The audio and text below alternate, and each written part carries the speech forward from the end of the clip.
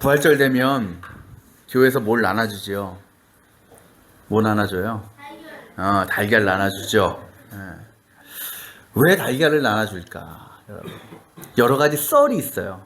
부활절에 달걀을 나눠주는. 그 중에 이제 가장 유력한 썰이 뭐냐면, 달걀이 겉으로 볼 때는 딱딱해 보이고 돌처럼 보이죠. 근데 그 안에서 새로운 생명이, 병아리가 그 딱딱한 껍질을 깨고 탄생합니다.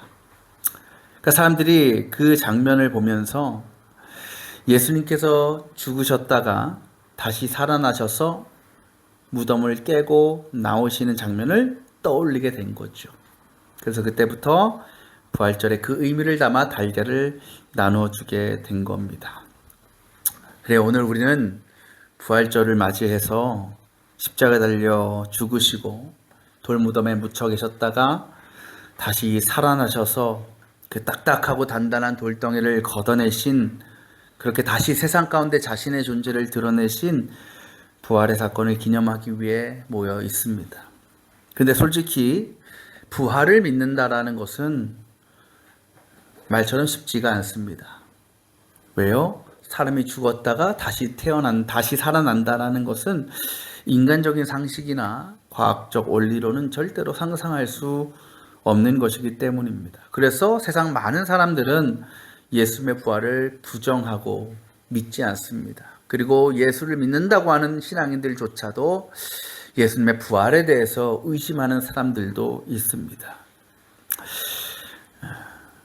그런데 이 일은 세상 사람들이나 또 믿는 자도 말씀드렸지만 예수님 당시에 예수님의 제자라고 하는 사람들, 예수님을 따라다니던 사람들조차도 예수님의 부활에 대해서 부정하고 의심합니다. 여러분 어떻습니까? 이 자리에 모이신 여러분들은 예수님께서 죽음에서 부활하셨다라는 그 사실을 진실로 믿고 계십니까? 믿는다고 하면 여러분은 참 대단한 믿음의 사람들인 겁니다. 오늘 말씀 보면요, 예수님께서 죽으신 후에 3일째 되는 날에 막달라 마리아를 비롯한 여인들이 예수님의 무덤을 찾아갑니다. 근데 깜짝 놀라죠. 왜요? 무덤에 가보니까 무덤을 막고 있던 거대한 돌이 굴러 내려져 있었고, 곧 무덤이 열려 있었고, 무덤을 지키던 로마 군사들도 보이지 않는 것입니다. 그들은 그때 생각합니다. 이게 도대체 무슨 일인가? 어떻게 이런 일이 일어날 수 있는가? 그리고 그들은 무덤 안으로 들어갑니다. 왜 들어가요? 예수님 시신 있나 없나 확인하기 위해서. 근데 있어요, 없어요? 있을 리가 없죠. 그 여인들은 생각해요. 누가 예수님의 시신을 훔쳐갔구나. 그때 이 여인에게 얼마나 큰 불안함과 근심과 두려움이 찾아왔겠습니까? 근데 그때 그들에게 하나님의 천사가 딱 나타나더니 이렇게 묻습니다. 5절 말씀입니다. 어찌하여 너희들은 살아계신 분을 죽은 사람들 가운데서 찾고 있느냐? 여러분, 이 여인들이 예수의 무덤을 찾아온 이유가 무엇이었습니까? 오늘 말씀 보면 그들이 뭘 가지고 있었다라고 얘기합니까? 향료를 가지고 있었다라고. 향료.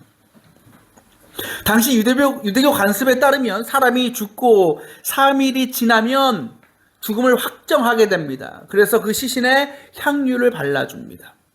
이것은 시신의 악취를 방지하기 위함도 있을 뿐만 아니라 고인을 향한 마지막 예우로서 행하는 관습이었습니다. 우리가 이것을 통해서 알 수 있는 확실한 사실이 하나 있습니다. 그것이 무엇이냐? 이 여인들은 예수님의 부활에 대해서 절대로 믿고 있지 않았다라는 거죠. 기대하지 않았다라는 겁니다. 만약 그들이 예수님의 부활을 기대하고 마음속에 그 부활의 때를 소망하고 있었다면 그들은 예수님 만나기 위해서 무덤을 찾아가지 않았을 겁니다. 아니, 찾아갔더라 하더라도 무덤 주변에서 예수님 정말 살아나셨지요? 살아나셨다면 저에게 나타나 주세요. 이렇게 예수님을 부르지 않았겠습니까? 근데 이들은 무덤을 막고 있던 그 거대한 돌이 굴러서 내려온 것을, 무덤문이 열려 있는 것을 두 눈으로 확인했으면서도 예수님이 부활하셨으리라는 기대는 전혀 하지 않고 있습니다. 아마 이들은 무덤 안으로 들어가서 그 안에 있던 여러 시신들을 하나씩 들춰봤을 겁니다. 이것도 예수님이 아니네. 얘도 예수님이 아니네. 곧 여인들은 예수님의 부활이 아니라 예수님의 죽으심에 대한 100% 확신을 가지고 있었다라는 거죠. 그러니 여인들이 하나님의 천사가 볼 때에 얼마나 답답했겠습니까? 아니, 예수님은 부활하셨는데 왜 예수님이 묻혀 계셨던 무덤에서 예수님을 찾고 있지? 그래서 얘기하는 거예요. 너네는 왜 죽은 사람들 가운데 살아계신 분을 찾고 있느냐? 그러면서 이렇게 덧붙입니다. 그분은 여기에 계시지 않고 살아나셨다. 예수님의 부활이 진리임을 선포합니다. 그리고 말합니다. 갈릴리에 계실 때 너희들에게 하신 말씀을 뭐하라? 기억해 보아라. 예수님께서 돌아가시기 전에 제자들과 자신을 따르던 무리들에게 자신의 죽으심과 부활에 대해서 분명히 예언하셨어요. 몇 번 하십니까? 3번 하셨어요. 성경에서 3은 완전수예요. 3번 하셨다는 하나, 둘, 셋 이라기보다 할 만큼 하셨다라는 거예요. 알아듣게끔 다 말씀하셨다라는 겁니다. 이 여인도 그 말씀을 들었던 사람들이에요. 근데 만약에 이럴 수는 있죠. 예수님이 그 말씀을 하셨을 때가 너무 시간이 오래 지나서 기억에서 잊혀졌을 수도 있을 겁니다. 그러나 그렇지 않아요. 예수님께서 그 말씀을 마지막으로 하셨을 때와 지금 죽으셨다가 부활하신 그 때를 시기적으로 보면 그렇게 오래되지 않습니다. 예수님께서 언제 자신의 부활 죽음과 마지막 예언하셨느냐? 예루살렘 입성하시기 바로 전에 하셨어요. 그러니까 종려주일 직전에 하셨다라는 거예요. 그렇다면 대충 계산해봐도 그 말씀을 하신 지 한 열흘 됐을까? 길어야 보름 됐을 거예요. 그 중요한 말씀을 이 여인들이 그 짧은 시간에 까먹은 거예요. 그러니까 모를 수는 없어요. 반드시 들었기 때문에. 그래서 만약 그 말씀을 그들이 기억하고 있었다면 무덤이 비어있는 것을 확인한 순간 그들의 머리에, 뇌리에 그 말씀이 분명히 생각났을 겁니다. 스쳐 지나갔을 겁니다. 이게 무슨 일이? 처음엔 놀랄 수 있죠. 그때 맞아. 예수님이 그 말씀을 하셨지. 자신이 살아나신다고 하셨지. 그 일이 정말 이루어진 것이 아닐까? 라는 것이죠. 그러나 이들은 전혀 그렇지 않았다라는 겁니다. 왜 이들은 예수님께서 3번씩이나 강조하시고 선포하셨던 그 예언의 말씀을 전혀 기억하지도 생각하지도 못하고 있는 것일까? 이유는 간단해요. 그들에게 사람이 죽었다가 다시 살아나는 일은 일어날 수 없는 일이었기 때문이에요. 이것은 하나님 아니라 하나님 할아버지도 할 수 없다라고 그들은 생각한 겁니다. 이것이 어떤 의미일까? 그들은 여전히 자신들의 인간적 상식, 지식, 경험을 근거로 예수님의 존재를 바라보고 생각하고 있었다라는 겁니다. 이들은요, 예수님께서 공생애에 사시면서 행하셨던 수많은 기적과 표징들을 직접 목격한 사람들이에요. 그리고 그때 그들은 자신들의 눈앞에서 일어난 이 엄청난 일들을 보면서 야, 저분이 정말 하나님의 아들이구나, 그세주구나라는 것을 인정할 수밖에 없습니다. 왜? 눈앞에 증거가 있으니까. 근데 어느 순간부터요, 예수님의 모습이 점점점 무기력해지는 거예요. 로마 군인들에게 붙잡히시고 대제사장 앞에 끌려가십니다. 거기서 마치 죄인처럼 이런저런 신문을 받으십니다. 그리고는 옷이 다 벗겨진 채로 채찍을 맞고 머리엔 가시 면류관을 쓰고 사람들의 조롱과 손가락질을 받으며 십자가를 지고 올라가십니다. 그리고 결국 그 나무에 매달려, 십자가에 매달려 목숨을 잃으십니다. 아마도 이 여인들이 그 순간을 마주하는 순간 예수님을 향한 모든 믿음과 소망은 완전히 무너져 버렸을 겁니다. 그들이 볼 때 이러한 사람은 예수님의 하나님의 아들일 수도 없고 구세주일 수는 더더욱 없는 것이었습니다. 그래서 그때 수많은 사람들이 예수님의 제자들조차 예수님을 뒤로 하고 다 떠난 것 아니겠습니까? 예수님께 소망이 없다라고 생각하는 순간 떠나는 거예요. 그럼에도 이 여인들은 예수님을 향한 사랑이 남아 있었던 것 같아요. 그래서 예수님의 무덤을 찾아가서 그래 마지막이라도 잘 보내드리자 향료를 발라드리려 한 것이었을 겁니다.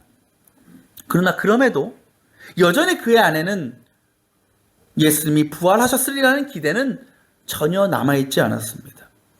그런 그들에게 하나님의 천사는 과거 그들에게 예수님께서 하신 그 말씀을 다시 상기시키게 해줍니다.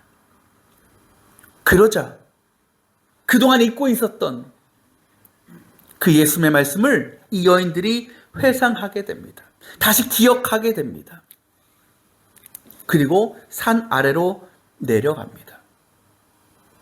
아마 그 순간에 이 여인들은 이런 마음이 들었을 겁니다. 아, 진짜 예수님이 부활하셨을 수도 있겠다. 100% 확신은 아니겠지만 어느 정도 약간의 기대는 가지고 산 아래로 내려간 거예요. 그런데 놀라운 일이 일어납니다. 동일한 말씀을 이럴 때 마태복음을 보면 부활하신 예수님께서 산을 내려가고 있던 그 여인들에게 짠 하고 나타나십니다. 그리고 그들에게 이렇게 물으십니다. 평안하냐? 평안하느냐? 이 말씀의 의미는 이것입니다. 너희가 나의 부활을 믿지 못해서 그동안 얼마나 불안해하고 두려웠느냐? 그런 너희를 위해 내가 이렇게 찾아왔다. 자, 이렇게 부활한 나를 너희가 직접 보니 어떠냐? 너의 마음이 이제야 비로소 평안해지지 않았느냐라는 겁니다. 그때 여인들의 마음이 어떨까요? 그때도 예수님의 부활을 의심했을까요? 아닙니다. 그 순간 그 여인들은 그 모든 의심과 불안이 다 사라졌을 겁니다. 이제는 그들의 마음에 두려움과 근심이 아니라 큰 기쁨과 감격으로 충만해졌을 겁니다. 그러나 이 여인들이 어떻게 합니까? 온 마을을 다니며 예수님께서 부활하셨음을 증언하게 됩니다.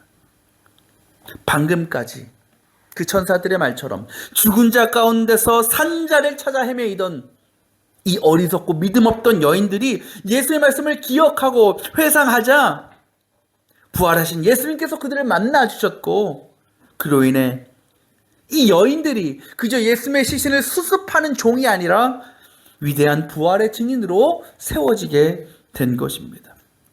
여러분, 처음 무덤을 향해 걸어가던 이 여인들의 발걸음을 생각해 보십시오. 얼마나 무거웠겠습니까? 그 마음이 얼마나 절망에 가득했겠습니까? 왜냐하면 그들은 예수님을 살아계신 주님이 아니라 부활하신 주님이 아니라 이미 죽은 분으로 생각하고 있었기 때문입니다. 그들의 시선은 예수님의 부활이 아니라 예수님의 죽으심, 예수님의 갇히신 무덤에만 머물러 있었습니다. 그런데 그 무덤에서 들리게 된 그 천사의 말 한마디가 모든 것을 뒤집어 버렸습니다. 어찌하여 살아계신 이를 죽은 자 가운데 찾고 있느냐? 이 말씀은 단지 그 여인들에게 주어진 말씀이 아닙니다. 오늘 우리에게도 동일하게 주시는 하나님의 음성입니다.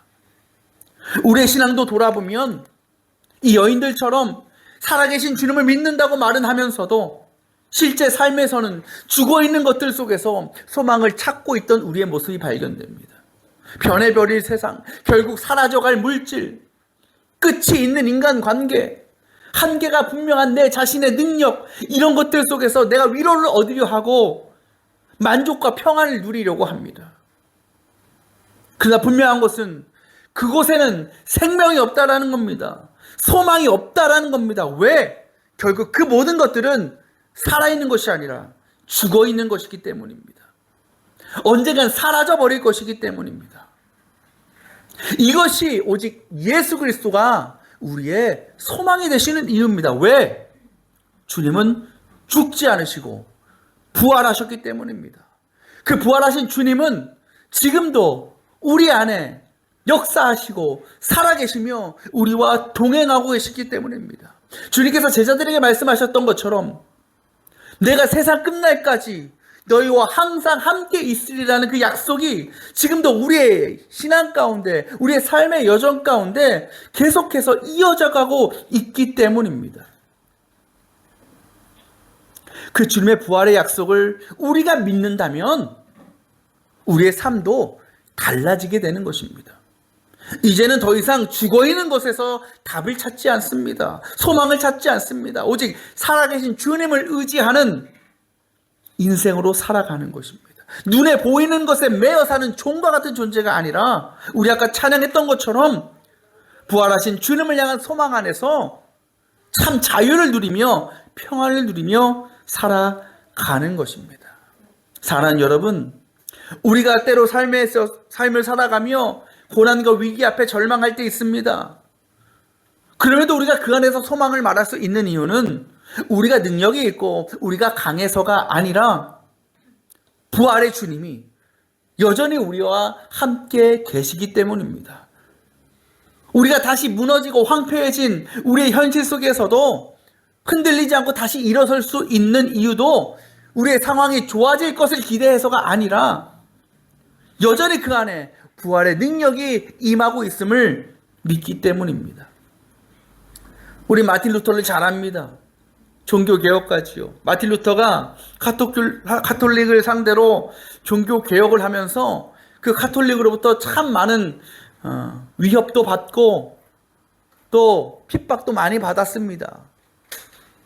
죽음의 위기도 넘겼습니다.